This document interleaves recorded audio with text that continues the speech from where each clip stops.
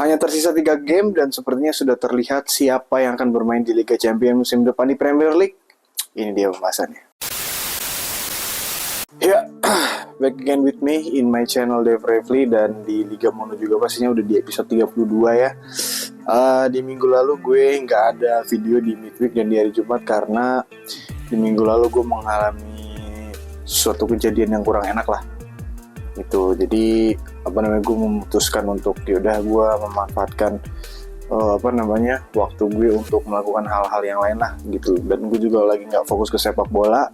Di minggu lalu gue nggak nonton semua pertandingan di midweek, jadi di halftime break pun nggak ada tayangan. Jadi memutuskan untuk yaudah gue break dulu deh, karena minggu lalu tuh benar-benar chaos banget gue. Jadi daripada gue nggak maksimal ya gitu loh, kayak gini aja sebenarnya kurang maksimal gitu, apalagi gue mengalami kejadian-kejadian yang gak enak di minggu lalu gitu loh. Jadi gue memutuskan untuk yaudah nanti aja di hari Senin kita lihat apa yang akan terjadi di akhir pekan kemarin, dan hasilnya sudah rampung. Real Madrid menang dan Barcelona juga kayaknya menang ya gitu loh. Di La Liga, di Serie A gue nggak ngikutin di akhir pekan kemarin, dan di Premier League terutama. Tapi di La Liga memang Real Madrid masih punya harapan dengan kemenangan 3-2 tipis atas Celta Vigo ya kemarin. Jadi dia berbarengan mainnya dengan MU di luar Real Madrid, dan penentuannya benar-benar di akhir pekan nanti. Ketemu Barcelona, El Clasico untuk yang keempat kalinya. Kalau misalkan Real Madrid yang menang, itu akan menjadi sangat-sangat seru di La Liga sampai akhir musim, sampai benar-benar match week terakhir ya di La Liga gitu loh. Siapa yang akan menjadi penentu itu akan ditentukan oleh match week atau match day terakhir ya. Gitu. Itu mungkin untuk sedikit di La Liga ya. Gue nggak bahas permainannya karena gue cuma nonton Real Madrid di babak kedua doang ya. Ya udahlah gitu, Real Madrid secara permainan memang mungkin melawan Celta Vigo kemarin menjadi jawaban kenapa Arda Güler menurut gue dicadangkan gitu lah. Karena memang Arda Güler nih gue lihat pemain yang cocok ketika lo masukkan di menit 60 atau menit 55 gitu loh. Tapi kalau buat jadi starter buat gue emang masih belum sih kalau gue lihat secara pribadi ya gitu tentang si Arda Güler ini. Tetapi secara overall ya mereka punya Mbappe yang cetak brace juga kemarin, Vinicius juga udahlah gitu. Vinicius, Bellingham gue rasa musim ini hanya musim untuk adaptasi di mana mereka harus bisa menyesuaikan dengan kedatangan Mbappe. Itu kalau gue lihat di Vinicius dan juga Bellingham dibandingkan di musim ini dibandingkan di musim lalu, kurang lebih gitu. Jadi itu untuk Real Madrid. Untuk Barcelona gue nggak nonton, total skornya 2-1 kalau gue nggak salah.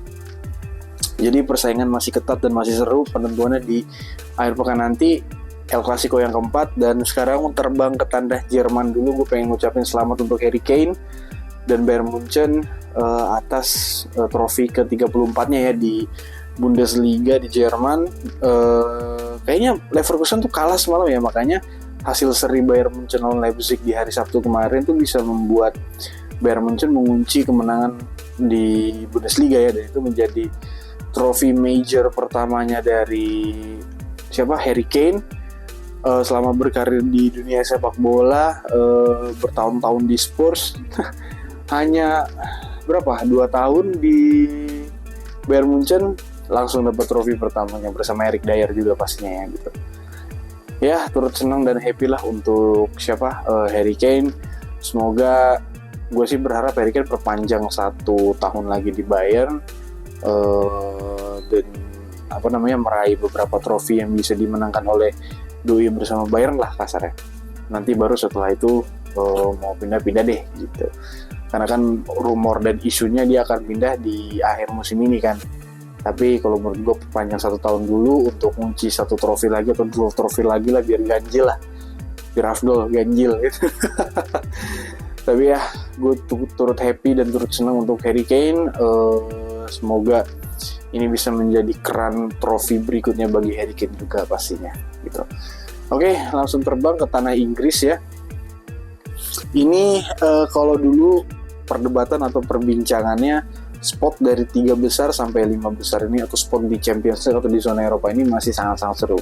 Tetapi karena kekalahan Arsenal oleh Bournemouth di tengah malam dini hari pada malam minggu kemarin, itu membuat rank 2 nih sudah bisa dijangkau gitu.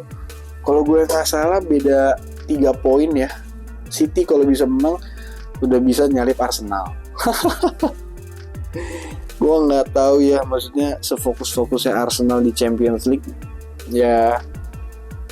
Ini Arsenal bisa aja nih finish di rank 3 atau rank 4 nih. Jadi nggak ada tuh yang namanya treble runner up lah gitu.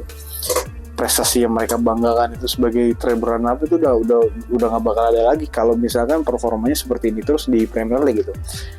Tapi sayangnya memang gue belum sempat ngecek fixtures Arsenal itu nanti kedepannya akan seperti apa gitu. Kayaknya sih bakal Liverpool udah pernah ketemu, MU juga udah pernah ketemu, Chelsea udah, City gue lupa, lawan City udah yang ngebantai. Iya benar, lawan City udah ketemu, kayaknya udah ketemu semua deh. Spurs udah, apa ya, makanya itu dia harusnya dilihat dari fixture kayak Arsenal harusnya bisa mempertahankan posisi nomor 2. Tetapi melihat kondisi padahal main full tim loh, Bukayo Saka ada, Odegaard ada, Saliba main, Declan Rice main, Partey main, Martinelli. Tapi gagal aja tuh lawan Bournemouth gitu loh, kalah sama MU kemarin bisa nahan seri Bournemouth. Ya itulah maksudnya, kalau Arsenal performanya seperti ini terus ya gue sih ragu kalau dia akan finish di rank 2 ya. Sementara City itu fixtures-nya nggak terlalu sulit sampai di akhir musim nanti, jadi ada kemungkinan besar bahwa rank 2 akan disalip atau direbut oleh Manchester City. Dan gue melihat hal itu udah gak kaget lah, karena memang di 6 match terakhir itu ya City udah benar-benar sapu bersih gitu. Dan tersisa 3, gue rasa City gak akan ngelepas itu, udah akan terus ngejar untuk posisi runner up gitu. Gila loh, tadinya terseok-seok dari posisi 6, sekarang udah di 3, nanti mau kedua. Itulah mentalitas dari Manchester City gitu. Dan gue juga sempat bilang juga di sini juga kalau nggak salah di beberapa episode lalu, memang City udah kembali lagi karena pure dia memiliki mentalitas untuk bisa bangkit di sisa akhir pertandingan di Liga gitu. Dan itu terbukti at least sampai di akhir pekan kemarin ketika melawan Wolves ya melawan Wolves gitu loh, menang tipis kalau gue nggak salah 1-0 City, dan itu membuat naik ke peringkat 3. Dan gue bersyukur banget kepada Brighton yang bisa menahan imbang Newcastle ya gitu. Gue waktu itu kalau nggak salah kemarin tuh udah di menit 70 atau 80-an, wah Brighton menang nih, masih 1-0 nih, semoga deh gitu loh.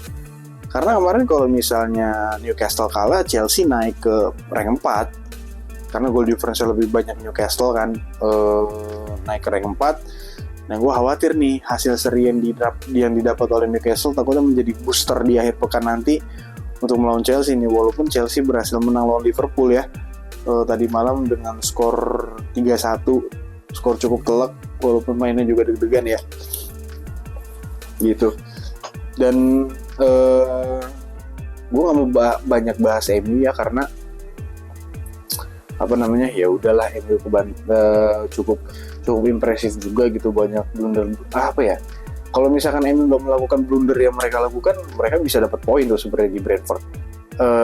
Ya gue udah nggak mau banyak bahas MU, City, Liverpool gitu loh, dan juga Arsenal ya. Memang sebenarnya posisi yang paling panas itu ya sebenarnya udah di 5 besar ini gitu. Kayaknya Aston Villa lumayan sulit untuk ngejar. Nottingham Forest juga nanti bakal ketemu Crystal Palace, belum tentu juga bisa menang juga karena poinnya nanti sama nih, Newcastle, Chelsea sama Nottingham Forest gitu. Kalau misalnya Nottingham Forest berhasil menang melawan Crystal Palace gitu.